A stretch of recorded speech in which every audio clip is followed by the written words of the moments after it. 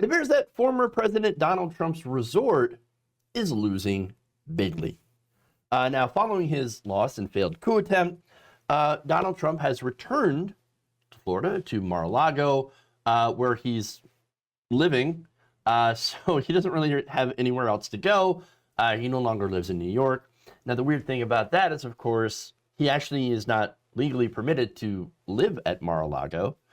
He signed a agreement with the city that he would not be there, I think, more than 20 days at a time. And so that puts them in the interesting position of either, waiving their own agreements that Trump had signed or kicking out a former president.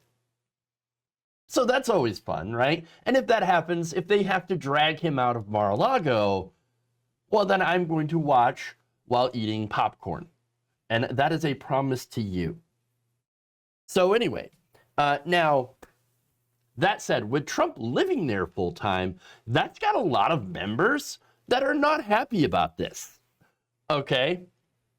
So now, the resort appears to be, according to reports, hemorrhaging members. It's almost as if people don't want to associate with the two-time loser and his stupid, disgusting resort. I mean, remember, the health inspection records show that Mar-a-Lago had been cited 78 times for violations, health violations. That included chefs handling food without gloves, without washing their hands, dirty cutting boards, dirty kitchen, soiled, cutters filled with food debris, rusty shelves, accumulations of black-green mold inside of ice machines, just all sorts of disgusting violations. Also, parasites. Yeah, no, I'm not kidding. Parasites. Yum. Delicious. So now, anyway, as I said before, he's living at Mar-a-Lago. And since he's living there, his other members no longer want access to that. They no longer want to be part of it. And by the way, remember when Donald Trump had first become president, he actually raised membership fees to over $200,000 a year. But now they don't want to pay that to be close to Donald Trump because, well, Donald Trump has no power.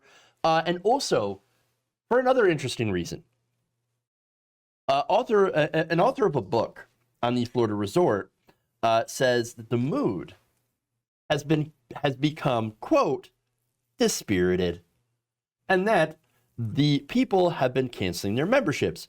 Author Lawrence Leamer talks to MSNBC and tells him, quote, I've talked to a bunch of people in the last couple of days. A lot of people have quit Mar-a-Lago. I've talked to a bunch of people. I'm sorry, I just read that quote.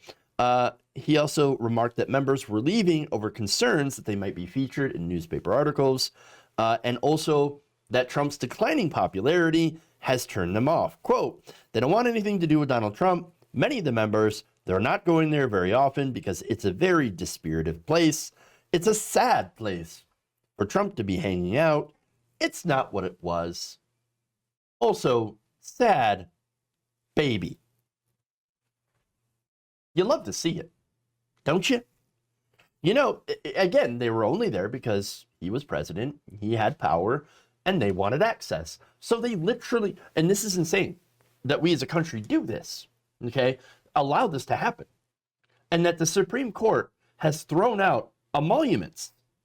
And I know it has to do with foreign emoluments, but their argument for that is just incredibly silly. Well, he's not out of power, so, he's not in power anymore, so it doesn't matter that he accepted money from foreign governments in order to have those governments get access to him. But this is the same thing, except without it being foreign governments. It's just people paying membership that goes into his pockets to a club in order to get access. I remember when the guy with the nuclear football was at Mar-a-Lago and he was photographed with the nuclear football. How many people signed up just to get access to the president? That is how sick and disgusting our system is. All right? But at the same time, you love to see it. You love to see these people now go, we don't want anything to do with you. We never wanted anything to do with you. In fact, we always didn't like you, and now you're not getting our money anymore. Sad baby. In fact, Leamer added later, they're walking away from him. Even here, people don't like him. People don't like him. And why would anybody like him, honestly? He's a terrible person. Narcissistic, mean, just a real general a-hole. Nobody wants to be around that. And some people want to be around it only because of access to levers of power. But generally, as a person, he's incredibly unlikable. And not only that, too, but there's another article about this. Apparently, nobody in Palm Beach wants to be around his fans, who seem to be causing trouble. In fact, Palm Beach County Democratic Party Secretary Sophia Nelson talked to TMZ. I know it's TMZ, right? But still, here's what she said. Quote, she and others have already seen changes in town, especially near Trump properties, where upwards of 100 supporters have been gathering daily to show their love since Donald Trump's arrival last week. She calls them, quote, verbally violent. So they're going and basically harassing people in that area because it's a Democratic county, okay? Palm Beach actually went massively for Joe Biden during the election, and it generally goes for Democrats. Now, the city of Palm Beach did go for Donald Trump, but overall, Palm Beach County is solidly blue. And so there it is. And again, these people come in, these Trump supporters, and they just harass people all day while holding up signs like, we love Trump, we still love Trump, we love you, Mr. Trump. But they're like the only ones, and nobody wants to be around or be associated with these sad hangers-on. Oh, so sad.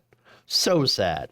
Not only that, but they also don't want to be associated with what they consider to be the rabble, right? And again, these are the same people, the ones that the hangers-on are the ones that would have stormed the Capitol for Trump, might have actually stormed the Capitol for Trump. And so maybe some of them are going to be arrested. Because nobody in their right mind is going to want to associate with these people. They just don't. And it's what I said before. Trump wanted to be part of the elite, right? And when he had power, the elite were like, let me just suck up to you, right? So I can get like what I want. And they largely did. They got tax cuts. They got deregulation. They got pretty much everything that they wanted by paying this money to be part of Mar-A-Lago. And now that he can't give them anything, they abandon him like a hot potato. All right? No power, no goodwill, nothing. There's nothing left for him. In fact, his approval ratings are absolute garbage. His brand is toxic, and he's going broke. And yet the Republican Party, by the way, and this is like the saddest part of this, okay? The Republican Party still has their wagon hitched to this guy. They still do. Because of his insane fans. In fact, it is very, very likely that the Senate will not vote to impeach, but will actually acquit Donald Trump, allowing him to run in 2024. 45 Republicans in the Senate are saying that no, we're not going to convict Donald Trump. Meaning, again, since he's already out of power, it just means that he loses some of his presidential benefits, but also cannot run in 2024, which is an interesting choice, given how unpopular and how disastrous his first term actually was. So, there you go. That's it. It shouldn't be any surprise, though, to Republicans, or to, the fact that Republicans are still supporting this loser. Republicans are great at supporting losing causes. After all, these are the same people that still fly Confederate flags. The symbol, the ultimate symbol of losers. If you enjoyed this video, please give us a like and share with your friends. You can subscribe and help out the channel by becoming a patron. It's patreon.com/Jeff Waldorf, or you can become a channel member as well by hitting the join button below.